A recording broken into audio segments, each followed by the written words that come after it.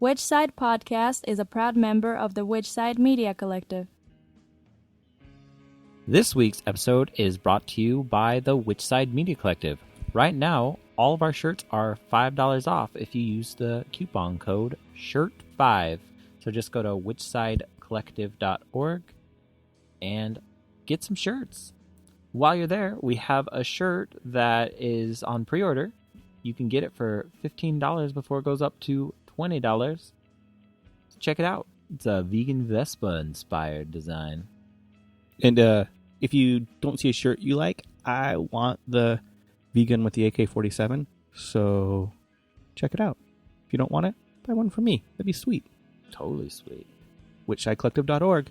Shirt 5.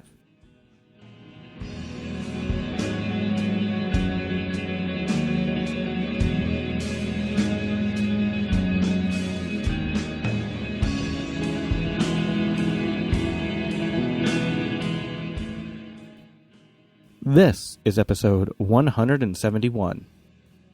Yeah, we talked to Jessica Davies from Passionflower Bakery. You've probably heard us talk about it before. When we talk about Salt Lake and we're like, we have a French fucking bakery. Well, she's the proprietor. She's the one who created it. She's the one who put in 3 fucking years to perfect her croissants, which are to die for, by the way. So, sit back and enjoy Jessica. Jordan, what news and events do we have going on this week? On Thursday, February 18th, it is the Worldwide Primates protest. So, check it out. You can find out more information online somewhere. There's this amazing thing called Google. Google it. This week's listener shout-out comes from Charlotte Malrich. Charlotte said that we could shout out whatever we want, so this week we're going to shout out local vegan businesses. You should go and support your local vegan business. Recently there was a vegan business that shut down, and it was because no one supported them. No, that always pisses me off. To be fair, we can't support local vegan businesses 100% of the time, and that's totally understandable, and it's a very privileged thing to be able to support them. But if you have the ability, you have that privilege, go fucking support them. Hell yeah. And, say, hey, I really appreciate what you're doing for our community because we need them. So thank you. February 18th, 1961. 4,000 people did a sit-in at the Ministry of Defense in London. That's a lot of people. 4,000? 4,000. Wow. Yeah. If you like these little tidbits of history, pull them out of the Slingshot Personal Organizer. Go get your shit organized at a local info shop or an online info shop like AK Press. I sincerely hope you enjoy this episode. Which side are you on? Which side are you on? Which side are you on? Which side? Which side are you on? Which side are you on? Which side are you on? Which side are you on? Which side are you on?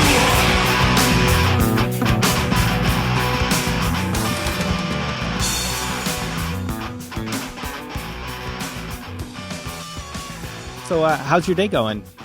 Well, how is your guys' going? Busy. Yeah, I feel you on that. Yeah. I could only imagine though. You're running your own business, so that must just be fucking crazy. Yeah, it's pretty insane sometimes. Is it more like insane than you thought, or is it kind of on par with what you were thinking? There's a lot of aspects that I didn't consider. I mean, you're not only in charge of yourself, you have to figure out shit for everyone else and what everyone else is doing, and then keeping up with social media. And right now, obviously, tax season is my nightmare.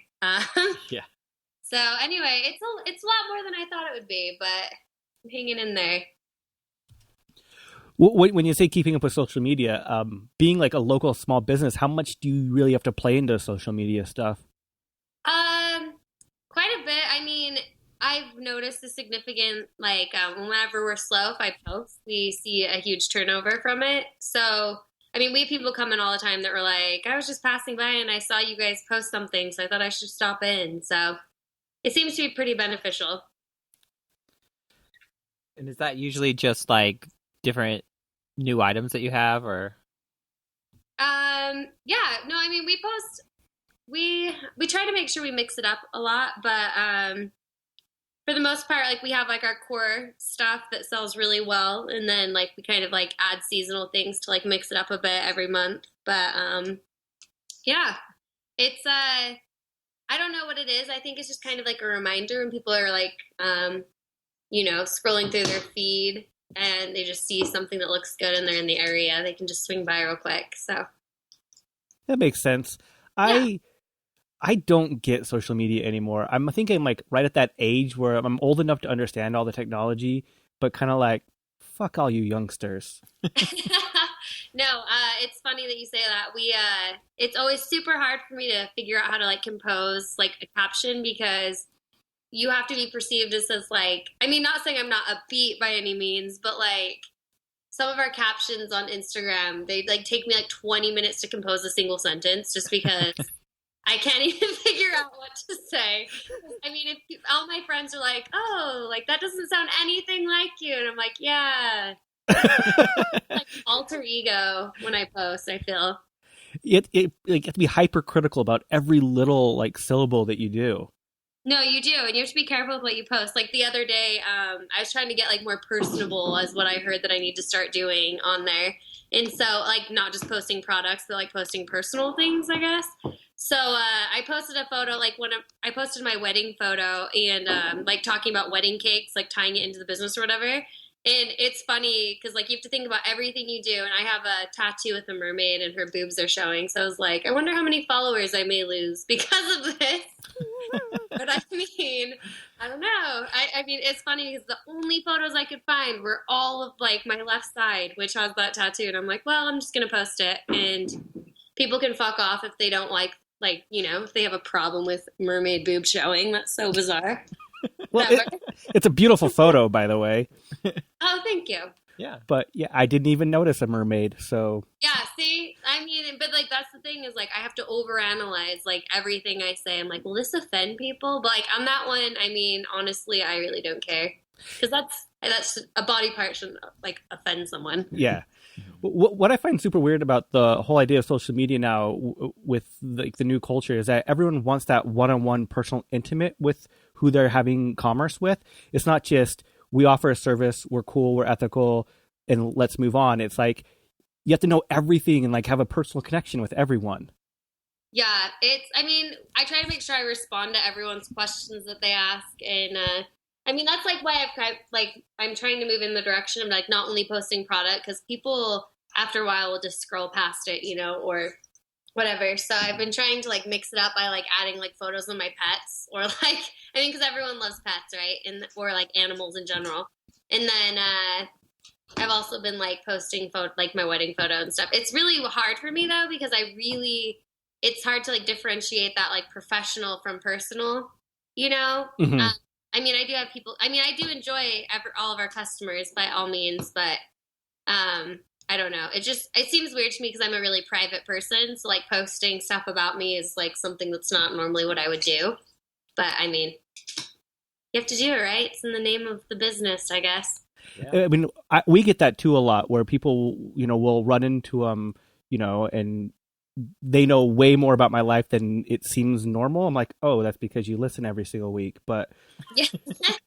Like they'll ask me about my daughter. I'm like, how the fuck do you know about my daughter? Like,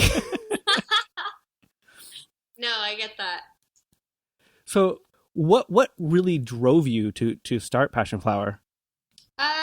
Well, I attended the French pastry school. I call it in my past life before I was vegan. And so I'm a classically trained pastry chef in French culinary arts. And I moved to Hawaii after that, and I was vegan at that point. And I had no family there. So I worked like 50 to 60 hours a week. And then on my off time, I either was like at the beach or like perfecting recipes.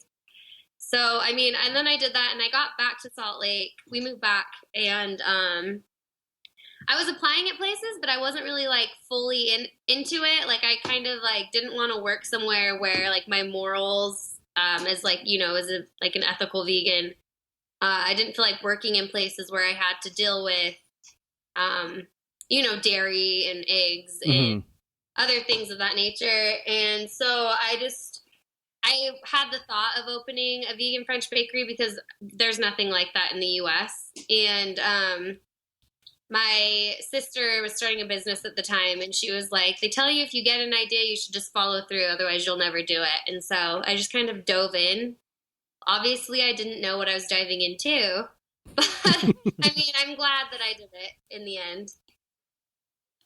What was the hardest part about just diving right into it?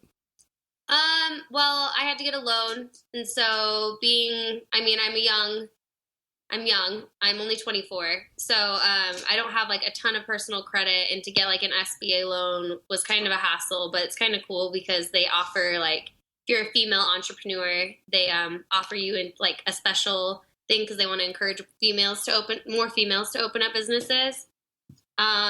So I mean, that was kind of cool. And then I mean, the city, they do not make it easy to get your business license, especially when you're employing people. Like, there's so many things, like, just to get like for instance, to like get payroll set up, there are like 9 steps before you can just do something as simple as giving like information, like people's information and withholdings. Like, you have to like go and get a fucking EIN number. Well, first of all, sorry, you have to stand in line for like 2 hours, and then you talk to people who hate their job and they're just like the meanest people on the planet.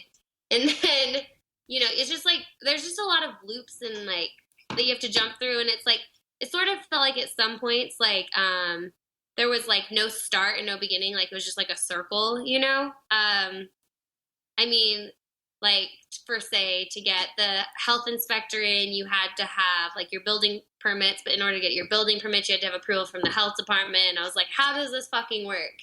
Like, I don't know.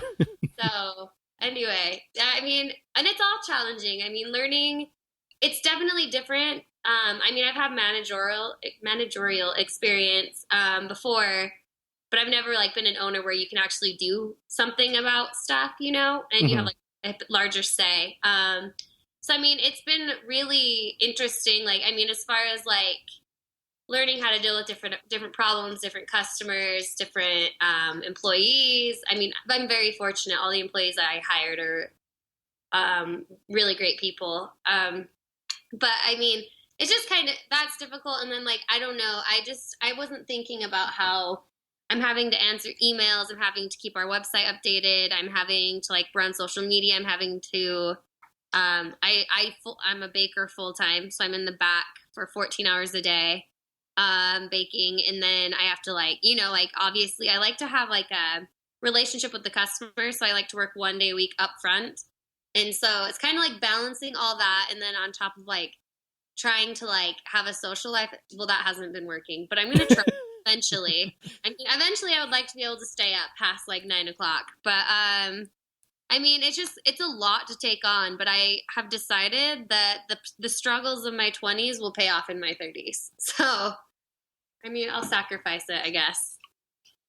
Well, what was it like turning all of the recipes you had learned into like vegan recipes? It was a lot of money. It was a lot of wasted money in the beginning. So basically what I did is I just took like recipes that I loved prior in my past life when I was not vegan. And then slowly started converting it through a lot of trial and error. Like my croissants took me 3 years to perfect. My macaroons took me 2 years. Just because to me, I wanted the pastries obviously to be vegan, which is obviously of importance, but I wanted to focus on erasing the stigma that comes with veganism. Like when people see the word vegan, like vegan, when they're not vegans, I wanted to erase that stigma, show people that like they can come in and get our ham and cheese croissant and they will not be able to tell the difference, even though it's vegan. Or like, you know, it's kind of, it's the process. And I mean, what's important to me is not just creating vegan pastries, it's creating vegan pastries that taste like regular pastries so you can show people you don't have to sacrifice anything to live a more compassionate lifestyle. So, yeah, I think that it was a lot of money spent is what the ultimate answer to that question was. What was so difficult about like the croissants that took really 3 years to perfect? Vegan butter is a lot softer than regular butter. So, I mean, that took a lot of work. It's also a lot saltier. than vegan or than regular butter. Just like learning how to get the dough and the butter to comply with each other. That was really difficult. I had to change different levels in the salt and the sugar because it reacts differently with the soy milk, the organic soy milk. Sorry, I should say that. People are scared of soy milk for some reason. And so everything chemically reacts differently. And it's really interesting. I mean, I'm sure that you guys have heard this, but baking is a chemistry, and it really is. And vegan baking is definitely harder. I've done both. I'm classically trained in regular French pastry as well. And like getting vegan dough to comply, like with what you're trying to get it to do, is one of the most difficult things. But I mean, it's through a lot of trial and error. And honestly, like every time we make croissant dough, it just gets better and better. It's just a matter of like, there's always room for improvement. And I feel like I kind of strayed away from your original topic. I apologize. Oh, no, not at all. Oh, sorry. Getting it to not be dense. That was the answer to your question. So it was, a lot of people have tried vegan croissants in the U.S. Like, we're not the first one to make vegan croissants, but I don't know if you guys are familiar with the hardcore band named Trial, but Greg Bennick, he's the singer, and they travel, they do like worldwide tours, and he told me that we have like the most realistic and the best croissant that he's had since he's like, even like around the world. So, that was something that was really cool to me to like see like someone that like a complete stranger at the time. Since then, like Greg has been really helpful, but a complete stranger at the time, like actually make my barista grab me out of the back just to tell me that, like, and so it was really cool and rewarding. That's awesome. Yeah. That made me start wondering when the last time I saw them live was. It was a long time ago. Did they do the first Earth Crisis reunion tour here? I don't know. That's a good question. They, I don't know what is going. I haven't seen them live in a pretty long time. I know he's here constantly. His girlfriend Meg lives here, and she's super rad too. But I have no idea what as far as Trial, what's going on with them. Yeah, I got old and stopped listening to music. Completely. That's what happens. So. Not really stop listening, but stop going to a lot of shows. Like, that's really what happens, right? I get that, especially in the hardcore scene, Yeah, but you're still so fucking young. Like... I know. Me? Yeah. Well, I am young, but since I opened this business, I've aged like 15 years. So I feel like I'm going to be fully gray by the time I turn 30, but luckily there's hair dye, so... One of the things that would scare me specifically about Salt Lake is the amazing, notorious cattiness in the vegan scene here. Mm-hmm. I don't know if that's something you would want to talk about at all, or. We'll see. We'll let the questions roll, and I'll let you know. Well, no, it just seems like we're notoriously hard on local businesses. We're notoriously hard on local activists. There doesn't seem to be like a lot of just basic humanity and understanding. Right. I feel it's like people kind of feel like they have to validate how vegan they are. Mm-hmm. It's like the who's the better vegan game. Yeah. Sometimes. So have you felt like a lot of support from the local vegan community, or have you actually received criticism from the community at all? A little of both. We've received immense support from some people in the vegan community, so I wouldn't feel comfortable saying like only a little bit of support. Like we have we have regulars who are in the vegan community that come in. People are critical. There's always going to be, people who like and don't like things, but honestly, like if it's handled in a mature, like private messaging me if they have something, or emailing me, and I that's obviously what I prefer. I don't like this like whole like online social media blasting of local businesses. I haven't experienced that, but like when I see that, I just feel like people don't realize that, yes, they have the right to voice their opinions, but at the same time, there are people behind these businesses who have given their entire their life. It's like their what's the word I'm looking for? It's their They're what? Their baby? Well, yeah. Well, I mean, essentially, yeah. But I mean, like, it's their livelihood. Yeah, like, that business is everything to them. It's what feeds their families. It's what feeds them. Like, it's what can basically ruin their lives at the same time. So I feel like people, although people have the right to voice opinions, and, I mean, I think that, like, constructive criticism is always something that could be needed because, like I said earlier, there's always room for improvement. And I also like hearing people's feedback, but I think that there's a right and a wrong way to do it. And especially with, like, local businesses, you know, like, people like Whole Foods, like, people can talk so much shit on them, but it's not going to affect them in any way. But, like, I don't think people realize that, like, when they make such a strong statement, that can actually deter customers, and you can actually see a huge hit in numbers when that happens. But I mean, like I said, like, the vegan community, some people in the vegan community have, like, been regulars and have shown support, like, both, like, obviously financially by buying pastries, as well as, like, will sit and, like, talk to me about different things that they would recommend, like, for advertising or, like, you know. So I mean, it's kind of hard to say. It's not black and white. I think that it's kind of in between. Yeah, I don't know. What I absolutely love is that we talk to people all over the world, and whenever people ask about how the scene is here, one of the first things we bring up is we have a fucking French pastry shop. Like, who the fuck has that? Like, it's amazing. Yeah. No, So, I mean, yeah. It's one of those things that, like, I love the fact that you're helping not just local, like, community here, but allowing people to travel. Like, I know people who have traveled specifically to go to your shop, which is, you know, kudos to you for doing that. Yeah. I like hearing that people are hearing about it outside of Skype, or outside of, I said Skype because I was reading Skype on my screen. Outside of our little Salt Lake bubble. So, what brought you to veganism? Well,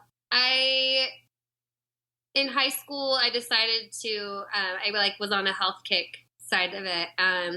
I cut out red meat and pork initially, and then shortly after went full vegetarian. And then actually when I started dating, who is now my husband, because I didn't eat, like, any meat or, you know, things like that, he was like, have you ever looked into veganism? And I really hadn't been exposed to it. I mean, obviously I knew what a vegan was, but, like, I didn't know exactly, like, you know, like, what it entailed and all, like, the specifics. Like, it didn't just go beyond eating. It went to, like, you know, like, clothing and makeup and furniture and entertainment and things like that. So we started watching documentaries, and I watched Earthlings and ruined my life, but that's okay. I mean, it's very informative, and it's, you know, our ignorance isn't the animal's bliss in that case. But I mean, honestly, like, after seeing that, it was super easy for me to just switch over. I definitely started eating vegan prior to being, like, saying, like, oh yeah, I'm vegan, because I wanted to make sure that I had, like, you know, all my makeup and soaps and shampoos. Like, it's so crazy how, like, wide it goes, you know, like, because being a vegan, I'm, you know, obviously first and foremost, I'm vegan for, you know, the ethical reasons, like, for the animals. But I mean, I'm also vegan for myself because I know it's what's healthier for me. And, you know, in the process, I'm being, like, the least shitty person I could be to an animal, per se, or whatever. But I don't know. I think that what led me to veganism was definitely, you know, through knowledge, just researching. I'm notorious through my friend group for, like, if people have questions, because I just research everything to its core. Like, if someone asks me a question and I don't know, I will just, you know, when I have time now. I mean, I hardly have time to, you know, take a shower now. But, like, when I have time, you know, it's really important to me to be able to, like, answer those questions, especially for non-vegans. And I feel like with our pastries, like, what we are doing, I feel like that's another way for people to connect. Like, I see people bring in their moms and dads who are clearly not vegan, and it's kind of just, like, exposing them to the diet. You know what I mean? So I think vertical changed my life. I didn't know vertical existed until I started dating my partner, or my husband now. So, but yeah. What was your partner vegan before you were dating, or did you, like, make that transition together? No, he wasn't.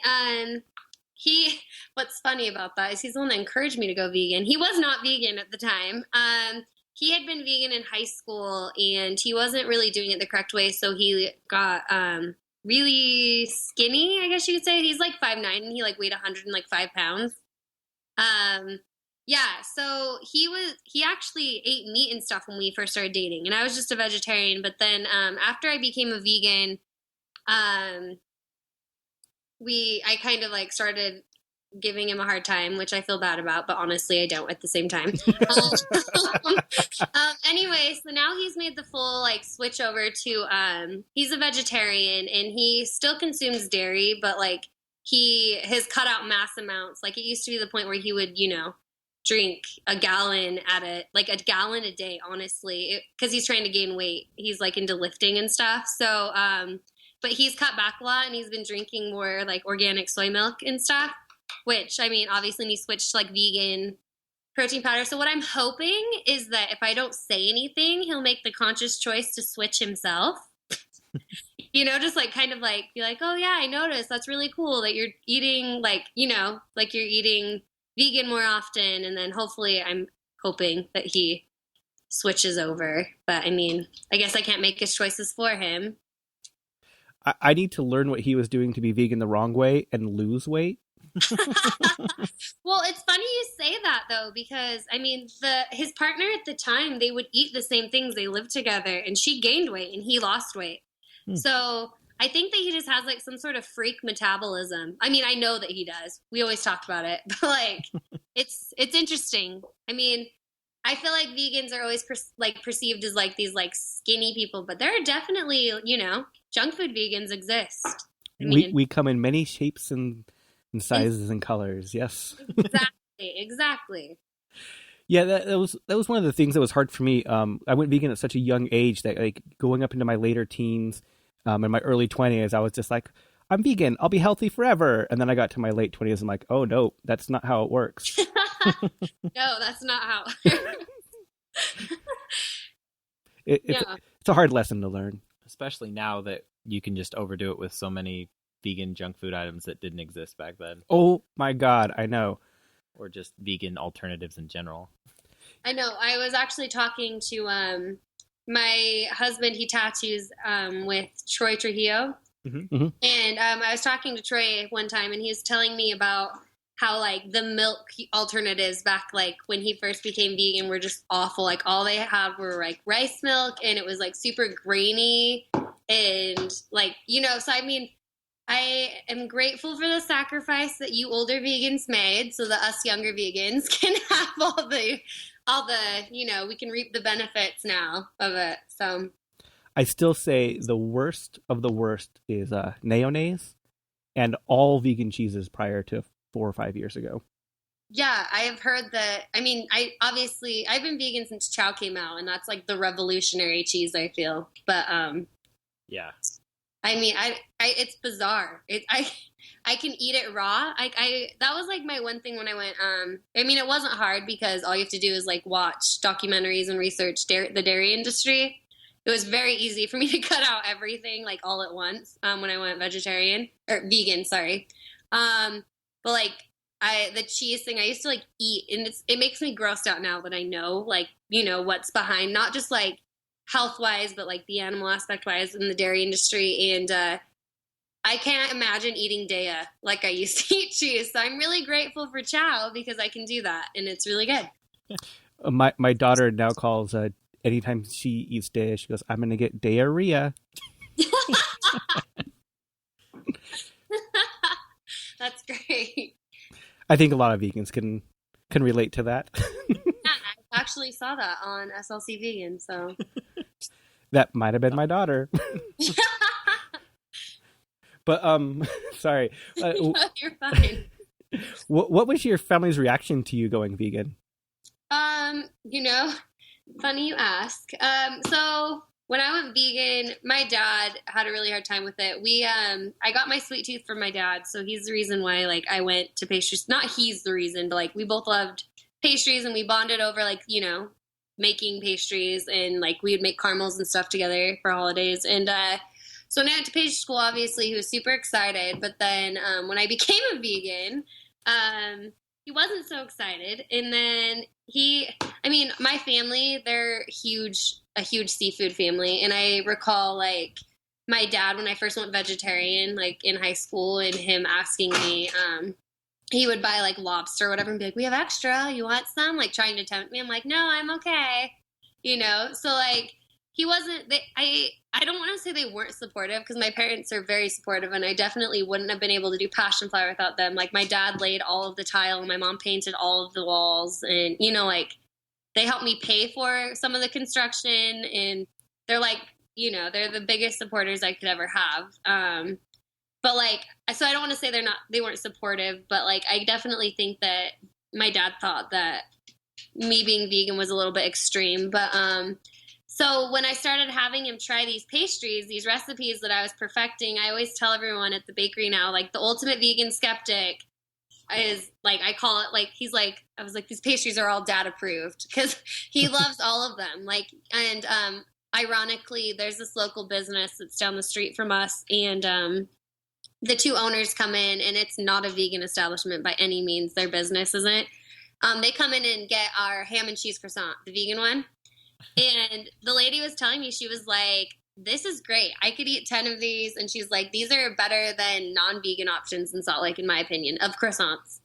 So like, that's cool to me too. Like, that's like the thing is like when I saw like that he was impressed and he loved these, and like, when he can eat the regulars, he'd prefer to eat mine. Like, not just because I'm his daughter, but because, like they taste better. And we use all organic ingredients, and, it's like, it's kind of nice, like exposing my family to like eating vegan food, because obviously they still aren't all the way vegan, but like, I don't know. It's just kind of nice. I feel like they're starting to understand more. And like my dad, since then, like, I've been vegan for almost 4 years, and he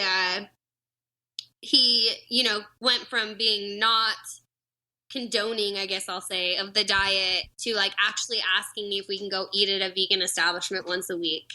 So, like he likes to go out, like he wants to go out to dinner and eat somewhere. So it's really cool for me to like see that transition. I think that when people are taught from a young age, like, oh, animals are here for our usage, like all that bullshit, I think it's hard for some people when they're taught that their entire lives. And then I think my dad was, he was 55 when I went vegan. So, he's like never experienced someone being a vegan that's close to him. To make that transition was a little hard for him. I feel like people sometimes take offense. They think that they get offended, like you're questioning their morals. And that's not at all what I was trying to do. Obviously they're my family, but like, I think that like, it's a huge step in the right direction that he's like now accepting, and he prefers my pastries over regular pastries, and he wants to eat out, so my mom kind of has never really said anything, but I don't know. It's been interesting. Lots of transitions. Besides like baking, are there other foods that you enjoy making or eating? Yeah, so one thing when I bake, I never, like, if I'm trying to recreate something, or even if, like, it's something is, like, not that I would serve this in my storefront, but, like, I'm a huge chocolate chip cookie fan. We obviously have other vegan bakeries who make those things, and my goal is to not compete with other vegan bakeries, kind of to, like, support each other and promote each other and serve different things than one another. But so when I make those, I never will look up recipes that are vegan. I enjoy making recipes vegan myself. Like I like veganizing, I guess is the word I'll use, myself. So I like taking regular recipes, and same with food. Like I like taking regular recipes and like adding, like converting it to vegan myself. Mm-hmm. I think that because that way, like you're doing your own legwork, you're not like just like trying out what someone else used and it worked. Like you could see like if there's something you could do that's better, or you know what I mean? Mm-hmm. Totally. But, yeah, I honestly hate cooking because it weirds me out that I can just throw whatever like shit I want in a pan and it will still all work out in the end. With baking, it's just so precise. Like we measure in grams, we don't measure in cups or anything like we use the metric system, and like it's so precise and a science. So it weirds me out when I like make things and it's okay if I add extra of something else that wasn't in the recipe. Like it's weird. But it's funny that you were talking about, liking to veganize things yourself, and growing up without very many vegan cookbooks and things. I veganized almost everything myself, and all of my favorite recipes I make all the time for like my chocolate chip cookie recipes comes from a Betty Crocker book from the 1940s, right? That I readapted and move forward. I love doing it that way. I very rarely look at vegan cookbooks anymore. Yeah, I mean, and it's beneficial because, like I said, like when the vegan cookbook master, recipe person, whatever you want to call them, what they did is they took a recipe and then they converted it for themselves. But I mean, having your own personal taste and things like that, you can adjust the recipe as you see fit to suit your needs. So I just feel like if I know that this recipe has good reviews online and it's a non-vegan recipe, then I know that when I veganize it and I do it if I apply my classically trained skills of baking per se, I mean, it doesn't take a master to make chocolate chip cookies, but I'm just saying taking my knowledge and things like that, it's more rewarding, I feel. So it also makes it taste better, but also you're getting to adapt what you like, which is probably why you love your recipe the most, because you put the footwork into it and you've adapted it to your tastes. And it does take a master to make good chocolate chip cookies. I'm sure your chocolate chip cookies taste great. Oh no, I'm just saying I'm not talking about mine, but you eat some people's cookies and you're like, good job. And you eat other people's cookies, you're like, that's fucking amazing. Well, see, and that's the thing is given that I have a trained palate for pastries, I have a really hard time eating anyone's pastries but my own because in France, they like to balance between sweet and savory, and the aspect of baking, it's, quote unquote butter, vegan butter, versus sweet. So whenever you come in and you try a pastry at Passionflower, there will be a nice balance. You won't be leaving with a toothache, or you won't be leaving with a sugar high, and it won't be overly sweet, because basically what happens is when there's too much sugar in something, it coats your palate so you can't actually taste what you're eating. The French chefs in my school, they would always say when we were glazing, they're all French, and they would say when we were glazing our lemon pound cakes, they're a thin layer, not like you Americans like at Starbucks. Make comments like that, because they put an inch thick of, or not, that's a little bit dramatic, but they put really thick glaze on everything. And what my the bread master would always tell me is the class, he would say that Americans eat things breads are supposed to be eaten at room temperature, and he said Americans eat bread warm because they want to they don't want you to be able to taste how shitty their bread tastes.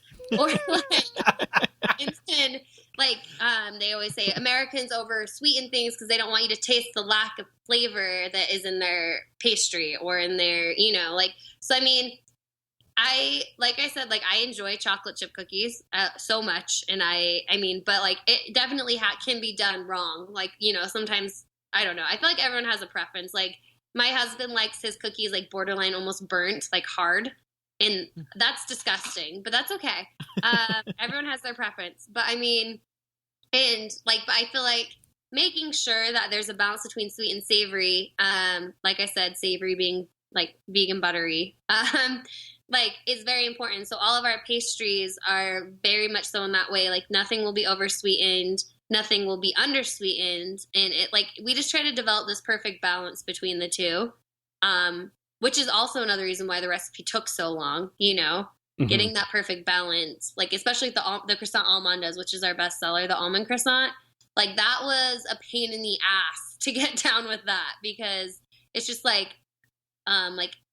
almond simple syrup that's sugary as shit, and then we're filling it with almond cream, which is also sugary. So I had to figure out how to balance the croissant so that it wasn't gonna make someone have a toothache when they leave the bakery. I don't want that. I mean, I don't know. I feel like I have this idea in my head, this passion for pastry, and I wanted to portray that to Salt Lake because I feel like I have something unique for Salt Lake, or I guess everywhere. I don't know.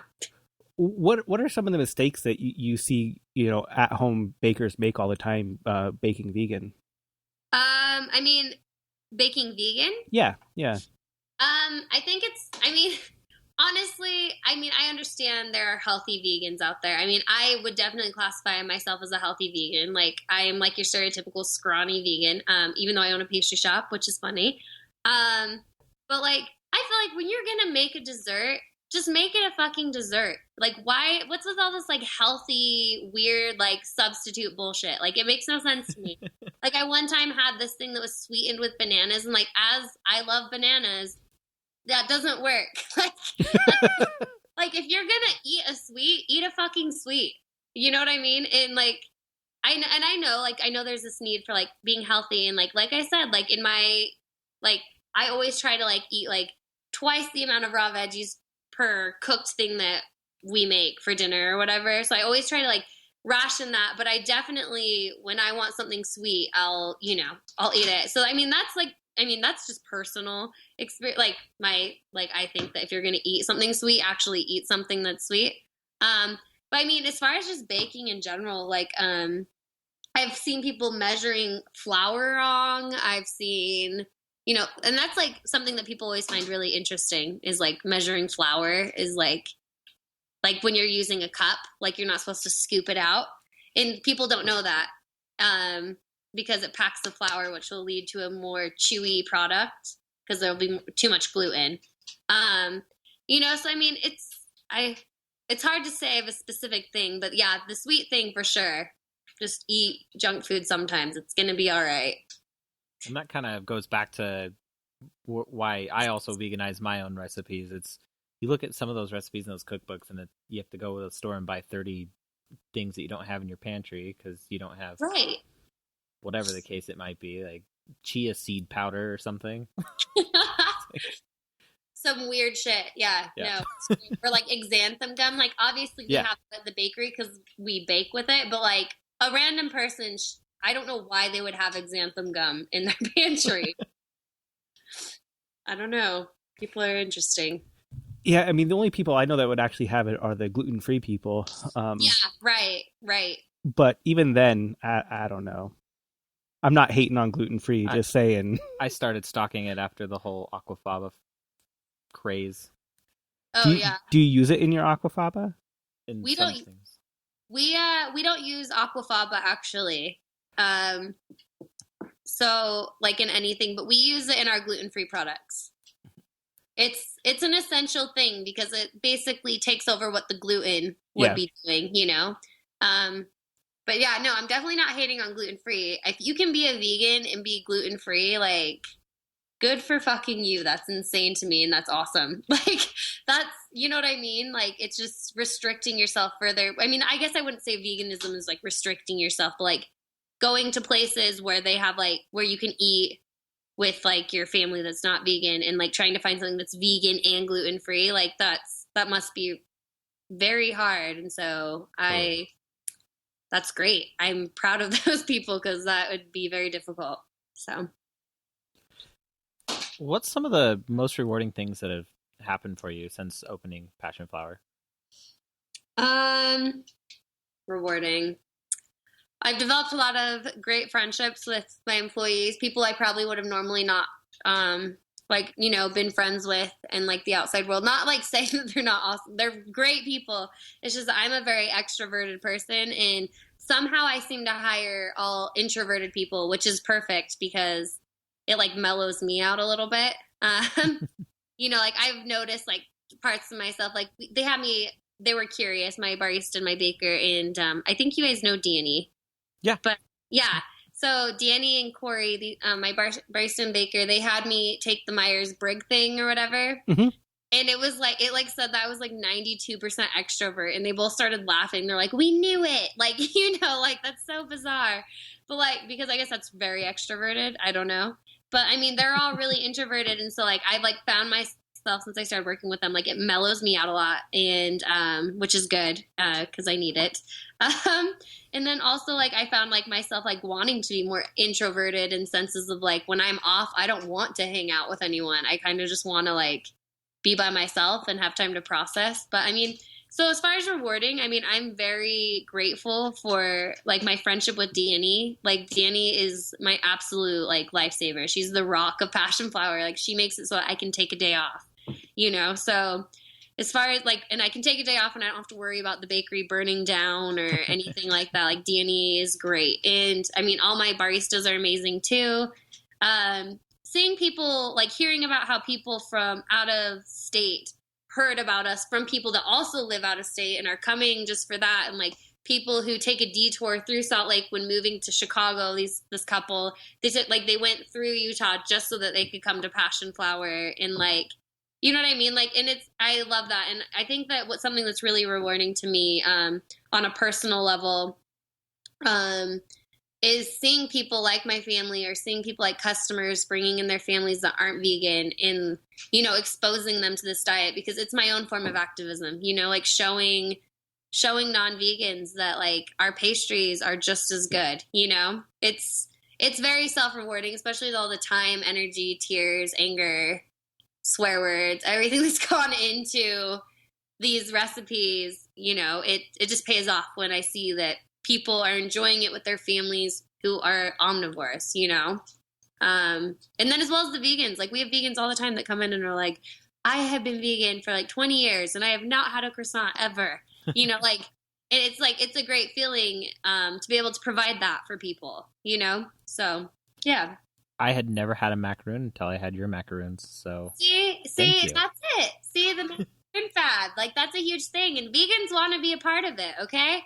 Like, yeah, it was awesome. Macaroons are like a new hype thing, and I feel like it's important to offer that because, like I said, we shouldn't have to sacrifice anything because we are the nice guys. You know, compassionate ones don't have to sacrifice. We're gonna eat vegan macaroons, so yeah. Well, we're really thankful that you're in Salt Lake, but why were you in Hawaii and why did you move? Yeah, for real. I just miss this cold, dark place. No, I don't know. I moved to Chicago for school, and then I missed Salt Lake, so I moved home, and then I was sick of Salt Lake, so I moved. Oh, funny fact, guys! When I became vegan, I lived in Vernal, Utah, of all places to live. Okay. So people that don't know Utah, holy fuck! Do you know how hard it is to be a vegan in Vernal, Utah? They have I'm an organic vegan, so I eat all organic. And they had their produce section was less than an 18th of their produce section was organic. It was insane. And they don't have they used to not sell tofu there. Fucking tofu, the essential, what? Anyway, they didn't sell that there. They didn't have any vegan cheeses or butter. I mean, my friend told me that they've kind of expanded, but anyway, I moved there when I started dating my husband. He lived there. He tattooed out there. And so I moved out there.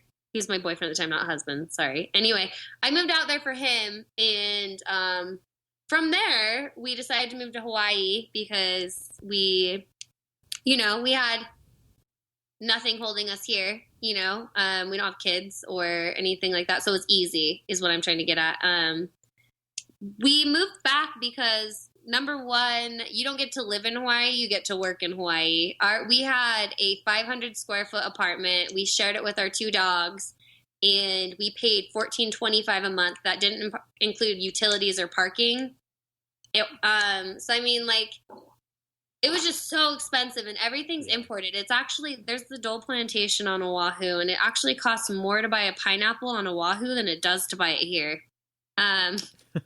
So I mean that, and then, I'm a huge family person. I miss my family and he missed his family. And I miss Salt Lake. I feel like being born and raised here, I wanted to get out of here like everyone else when you're in high school. And so I went to Chicago, and then I was homesick, so I moved back, and then I was sick of it again, so I moved to Hawaii, and then I moved back. So then I just decided I'm just going to plant roots, so I have to stay here, even when I want to leave, because I know inevitably I'm just going to waste a bunch of money and move back. So here I am. Like you said, as catty as the SLC vegan, or not SLC vegan, the Salt Lake City vegan community, and the, how cold it is here and whatever. It's home, and, I feel like it's like, I know it's so stupid to say this. It feels like it's like my community. So that's why it's so important to me to like set roots here and offer this product. I mean, because obviously we would be making so much more money if I relocated to Portland or Seattle. But like, it was just important to me, like, to become like, to coexist with these other vegan businesses and these other awesome people who are running vegan businesses out here.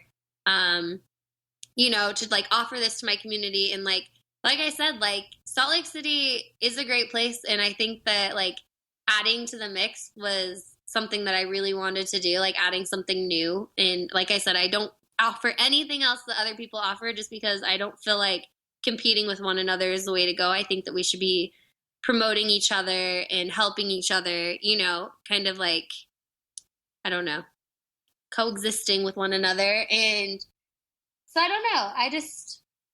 Hawaii was great. And it was nice to like, we got to like go swimming, free diving and swimming with wild dolphins all the time, which was cool. Saw a lot of sea turtles, saw some sharks. But like, home is home. So that's why we're back here. But I will never go to fucking Vernal ever again. Not even for a fucking visit. That was the worst part of that. Like I was there for a year, you guys. Jesus. Wow.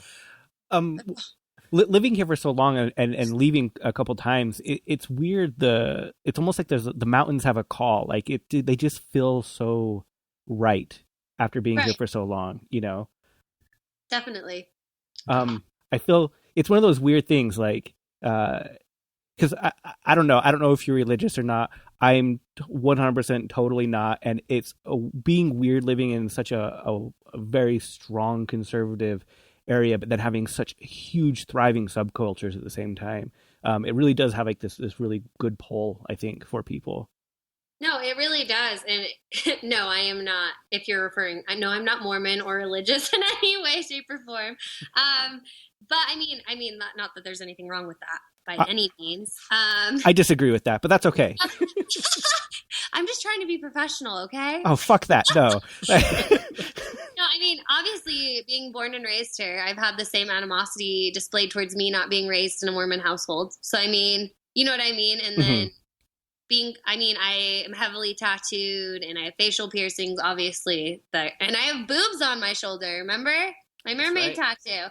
Anyway, no, I'm not religious by any means, but it's true. Like people, I mean, it's because Salt Lake's a democratic city. Like, we have like these rad tattoo shops and like we have like one of the largest LGBTQ communities, which is super, I think that's fucking cool too. I mean, you wouldn't think so. Like the Mormon capital of the world would be like the most diverse too, The Mormon capital has a lesbian mayor. Like, go figure.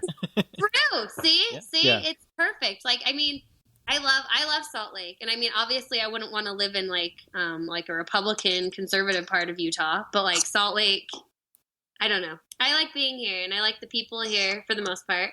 For the most part, I feel you. But no, I love it. What has been like the hardest challenge of actually, managing people with your business? Manage the hardest part. Well, we actually just had, so I was told that I would have a couple, some turnover when I first opened. I was told this from other business owners. Mm-hmm. Fortunately, I didn't. I feel like I hired a very solid staff. We were very harmonious. And I know that a lot of people say that, but no, like we were very fucking harmonious. We were all friends. We were all kind to one another. We all respected one another, But recently, one of my baristas decided to move back home. Zephyr, he decided to move back home, and he's from Virginia. And I think that like just the hardest part about managing people, obviously like making sure that you can take care of them, like, as far as like paying them and like making sure they're happy and making sure, like obviously all that shit that comes with running a business. But as far as like on a personal level, like making such strong connections with people and like, having to realize that like, cross between friendships and a manager, like obviously, yes, it sucks to lose employees and have to retrain new ones, even though we hired 2 great new employees. But like, just kind of like developing these relationships and these friendships with people and like seeing them every day and like knowing like every Saturday when I hear a knock on the door, like when I'm there by myself baking, I know that it's this employee, and then having that change all of a sudden, it's just, I feel like that's like the emotionally like the hardest part, but like obviously being a vegan business and having the stigma about vegan food, because obviously we do have a lot of vegans, but that's not the majority of Salt Lake people, unfortunately. Just kind of getting people in the door to try things. I mean, I need to make sure that I can pay my employees, So I think that, like, I don't know, being responsible for like other people's lives, like they need these jobs, they need the pay, they need to feel comfortable at work, like making sure that everyone's comfortable, making sure that but I feel like that's why we have such a harmonious staff, is because I basically, when I was opening this, I took down notes of everything I loved about every employer and everything I hated about them. And, obviously, and I made sure that I would never do what other employers have done to me that I hated. And I would try to apply as much as I can of the things that I loved about it. You know what I mean? I don't know. And I mean, part of being in, like you said, like being in charge of other employees, fortunately, I've never had to deal with conflict between employees, which is fucking great. But I think that it's developing those like friendships with them and then having them leave is really tough. And also, but it's also the best part of it, like developing those friendships and then like having them leave and seeing like how great of a person they are. Because like, I mean, it's easy to like live day-to-day life, especially with how busy I am, and like not to think about how grateful and crucial these people are on my staff, and to kind of remember to remind them and to tell them, to be verbal about it, because when they like leave, like obviously I wrote Zephyr a long letter about how grateful I am and stuff. But like I really feel like I want to make sure that my employees know like every day how grateful I am that they're there, and that, they're a crucial part of the team. Like being a new vegan local business, or just being a local business in general, being new, like the startup team is like the most crucial that you will ever have, So yeah, I don't know. It's been something. Well, do you have any advice for people wanting to start their own business? Just fucking do it. Just do it. I mean, there's a lot of parts that like made me very hesitant about it. Like, I hired a real estate agent, which I would recommend doing because they can negotiate free rent, which is cool at the beginning. But anyway, he's very misogynistic. Like he would like say like mean things to me if I didn't agree to terms, and you know what I mean? Like I'm not your mom type shit. Because I'm a young female, which really sucked. But you know what? Like I just told him that I'm the one that's writing him paychecks. So, you know what I mean? Like, you just kind of have to, like, just, know what you want and, just go for it. Like I said, if you have an idea and you don't, like, act on it, you probably won't do it, in the future. That I would make sure you have a solid business plan, because business plans are crucial. People sometimes, like, they'll just, like, especially when you're getting a loan, you're required to have one. So I feel like people half-ass that sometimes. And the biggest mistake you can make is like the biggest mistake I made in my business plan was not thinking about the first year struggles, the struggles of making sure you can pay your employees, making sure you can pay rent and, Wi-Fi and alarm systems and, CAM. Do you even know what the fuck CAM is? It's something stupid. You pay for common area maintenance, even if you don't have like a property outside of your building, you still pay it to the landlord. It's so stupid. But I mean, like things like that, like just making sure that you know that. And then also when Jackie, the new mayor, one of her people on her campaign team, he comes in all the time. He's a vegan guy. And he was asking me, he said, Jackie is really interested in like small local businesses. Like, what do you feel like the state could have done better? I was like, well, having a fucking list of things I need would be helpful, because I would have to like I would go to the city building and like, oh, we can't give you this because you need this. And then I would get that fucking thing. And then the next time they'd be like, oh, but wait, you also need this. I'm like, can you just fucking tell me everything at once? Like, like what the fuck? And like, especially being like a vegan business, if you're going into the food industry, you're crazy, but also it's exciting for us. So do it. But like that, like the city could not fathom why I did not need a grease trap. I'm like, I don't have trans fat or saturated fat. And they're like, well, what if you decide to expand? I was like, it'll be vegan if I expand. I still won't have this shit. Like, like, because they're worried about like bacon fat and shit. And I'm like, they're like, but if you expand into other things, I'm like, I won't. And they're like, yeah, but if you do, like, and like, I literally had to fucking Google definition of veganism to print onto a fucking paper so that they understood what it is. And I was like, it's not going to change. Like, we're going to remain vegan and we're not going to be, so, I mean, something as little as that cost me $5,000, a grease trap. Oh, by the way, I lost that fight. They made me put one in. Are you fucking kidding? Yeah, it's a fucking joke. I like went there like 5 days in a row and nagged 3 different people, but I made sure that every time I went in there, the same person saw me over and over again. And I was like, this is bullshit. I was like, if a juicery doesn't need one, I don't need one either. And they're like, well, if the tenant after you moves into that space, we won't be able to tell. I'm like, yes, you fucking will, because you're not going to give them a business license until they fucking get it, like you're doing to me. Like it's just, it's insane. It's so insane. And like, I don't know. I feel like I go into these like big establishments that are like not, they don't even have to be food related. And they'll have like one bathroom and they'll have this like huge storefront. They were like on me. I feel like, I don't know. I mean, and I don't want to be like Miss Paranoid or whatever. I don't want to state reasons why, but like they refused to let me open with our capacity, like our storefront. I don't know. You guys have been in, yeah? Oh yeah. Yeah. It's like, it's not huge. And they refused to let me not have a second bathroom. And I was like, are you serious? Like, we could probably fit like 20 people. We only have seats for 15. Like, I think that's okay. And then, like, I had to fight them about gender-neutral bathrooms, which was insane. But I won that one. So at least that one I won. That was an actual fight?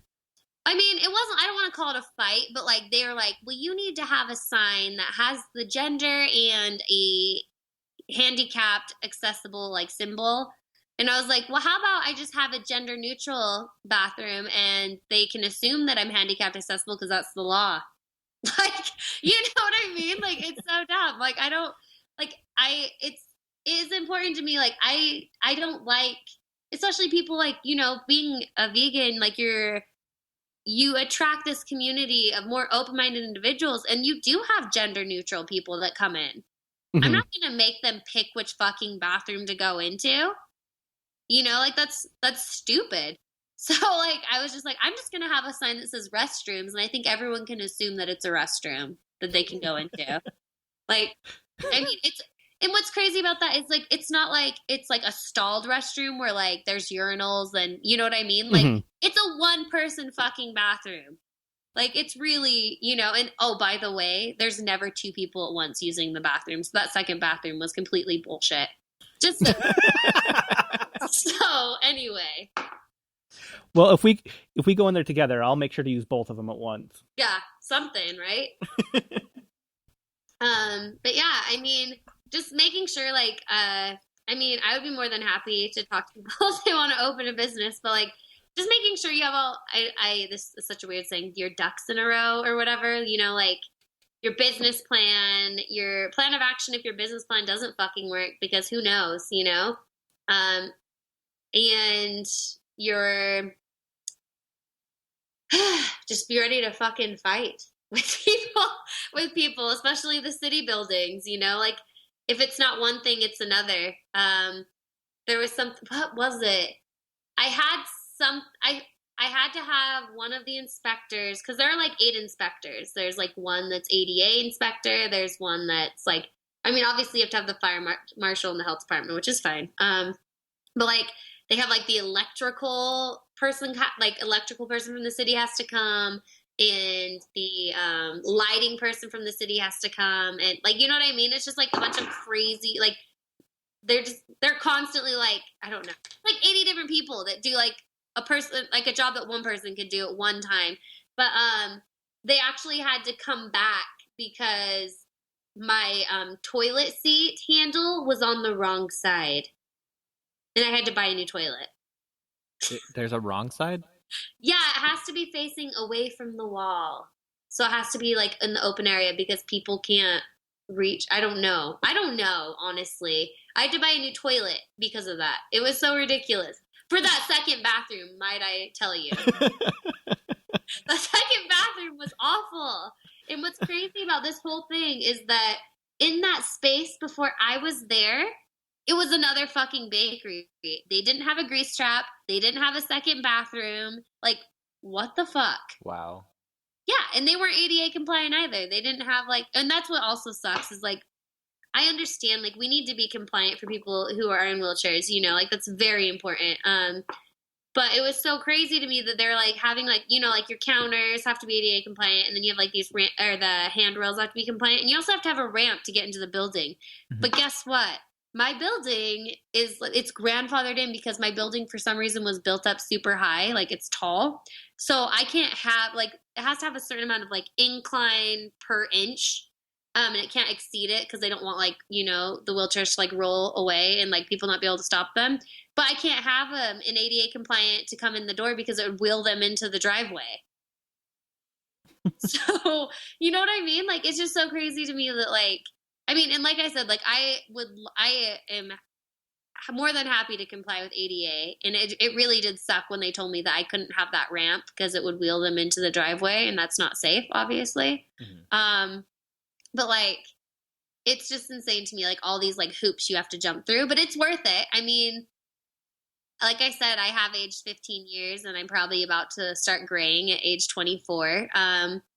But, I mean, I think that, like I said, I think that, like, all these sacrifices that I'm having to make, and I know that I'm going to have to continue to make for the first couple of years, are going to be worth it when I'm older, you know? Because I'll have this behind me, and I'll, like, have, like, a running business where I can travel and not have to worry about, like, expenses, and I'll have more solid employees like Danny where they can help me run the business without me actually, like, physically needing to be there, you know? So, yeah. Well, holy cow, I can't believe it's already been an hour.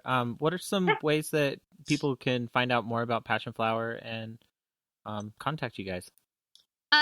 So, again, with the social media, we have an Instagram, and it's passion_flower_patisserie. It's so long, but I feel like I don't know if I should change it because people have tagged us in things, and I don't know if that'll be weird. But maybe I'll change it. I probably should. Anyway, we have a website, and that's just passionflowerslc.com. I got smart there. And flower is spelled Flour, by the way. And we have a Facebook. We have, I mean, if you probably Google, like, French pastry, vegan French pastry, SLC, it'll probably pop up. I mean, I'm not sure, but I think so. Right? I would think so. I think we're the only one. Yeah, I think so. And Happy Cow. Happy Cow's on there, and that links you to our website, too. So. Well, awesome. We end every episode saying, fuck, shit, damn. Would you mind saying it for us this week? Yes. Fuck, shit, damn.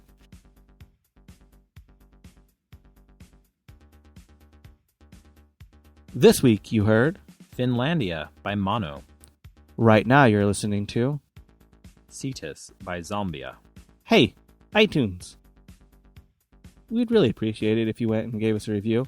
Go tell us a joke or a story about why you're vegan, or the worst excuse you've ever heard of why someone's not vegan. Pretty much anything. Just go write a review, give us 5 stars, helps out the show. It just makes it easier for people to find the show so they can listen. So help us out. And I know it's annoying because whenever I get on an app, I usually skip and ignore it. But, I mean, help us out. Like, we're giving you free content. You like it, I guess. I mean, if you made it this far. Yeah. So, help us out. Hook us up. Takes 5 minutes, maybe, tops. Takes a minute. But you have to log in if you don't have your... Yeah, and then you forget your fucking password. Exactly. God, that was a pain. It is really annoying. I understand why people don't do it. I totally get it. But if you're logged in and you do remember your password, Do us a solid. give us a solid for sure. And while you're doing solids, you should use your phone, check Facebook, and like us, or get on Twitter and be our friend. Yeah. Follow us I love the video you just posted on Facebook. with Waka Flocka Flame. Yeah. Yeah, making some vegan blueberry muffins that look tasty to me. Fucking amazeballs. Yeah. So we often post about things that we don't talk about on the show, and by often, it's pretty much every day. Checks out Facebook, Instagram, Twitter, Google, other things probably. I don't know. Find us. Be our friend. WhitchSidePodcast.com. Click on the social tab.